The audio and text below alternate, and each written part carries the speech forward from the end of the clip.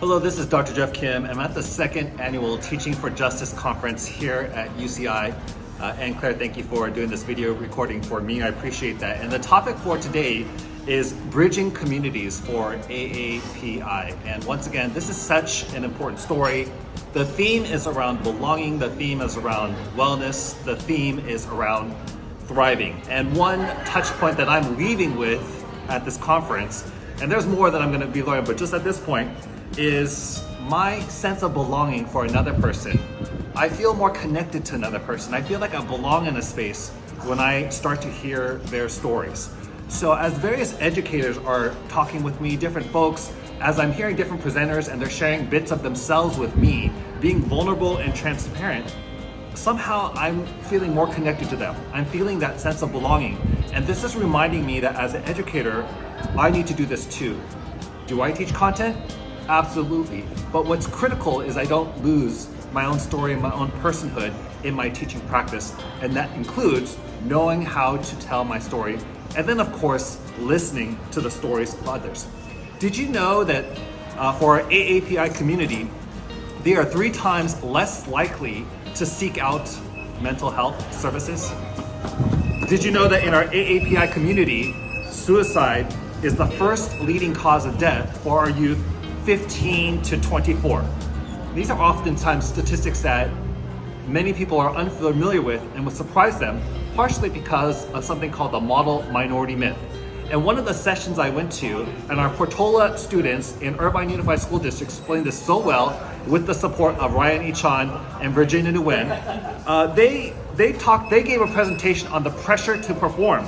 And in that, we saw the elevation of student voice, teacher voice, counselor voice as a way to talk about issues that perhaps they didn't have the chance to talk about as well.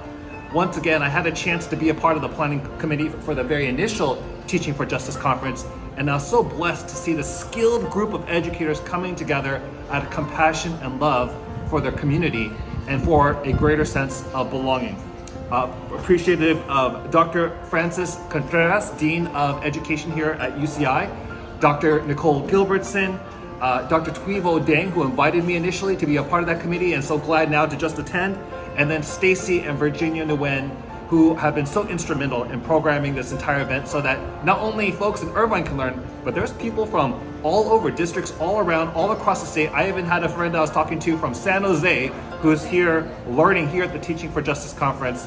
Tell us, what is the heart and spirit behind Teaching for Justice, this conference, the second annual conference here at UCI? I think the heart of all of this is exactly what the theme is this year. It's cultivating a space of belonging for not only the educators who show up today, but for them to have that be a ripple effect out into their classrooms and into the communities in which they belong. So I'm just so excited to have you here also, Dr. Jeff Kim. We have been building together for a couple of years now, and I think Orange County is the better for it because we have so many beautiful people here who care about equity, who care about building a more just future for our kids. You know, we're educators, including you, Dr. Jeff Kim, and what we're doing here is really meant to be a place for what has been invisible for too long, which is our Asian American and Pacific Islander population. We're invisible in a lot of spaces, including K-12. And so we can't ever truly feel like we belong until we have visibility. So that's what we're doing here. We're trying to bring visibility and really, I hope with our balloons and, the experience, with food, all the ways in which we show our love and joy, that other educators and community members can feel that too and bring that energy back to their classrooms. When I thought about your question, the first thing I thought of was our students, past, present, and future. This is for them, this is for the future.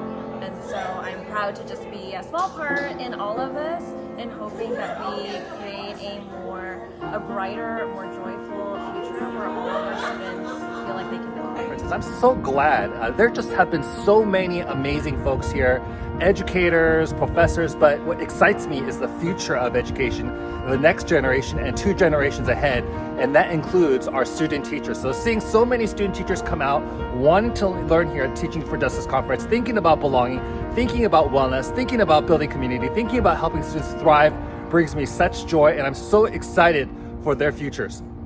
Yay! So what is one takeaway from what you already experienced so far? Well, it's hard to say just one, but if I wanted to pick the most important one that I think I heard today, it would be the model minority myth and how that's affecting not only Asian American students in our K through 12 curriculum, but also in other minority groups. We know the model minority myth as a myth. It is something that often drives a wedge between other minority groups and Asian American students. I would say the biggest takeaway for me is the importance of including student voices, especially in conversations about equity in the classroom, equity in educational policy. I just heard from 4 students about the model minority myth and how that affects their learning experience. And just hearing their experiences from them definitely helps me as an educator to think about ways in which I can promote mental health, social emotional learning, things like that. My main takeaway would be to center the students. I heard a lot of inspiration from the student panel from Portola about how they want to center AAPI voices, and they want educators to listen to how the students feel in order to make their educational experience more welcoming to this community.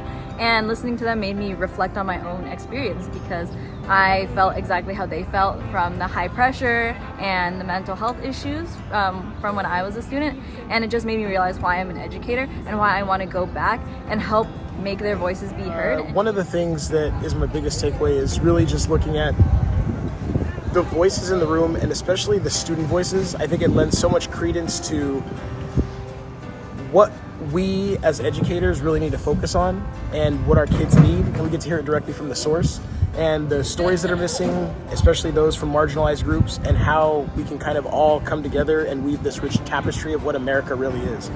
My one takeaway from the conference is that there's so much power in telling our own stories, and from being a student of IUSD to becoming a student teacher now, and to see so much progress being made within the span of these few years. I'm thinking of going to the AAPI Affinity Circle, and it's talking about belonging and well-being, and those are qualities that I feel are important in classrooms and for our students.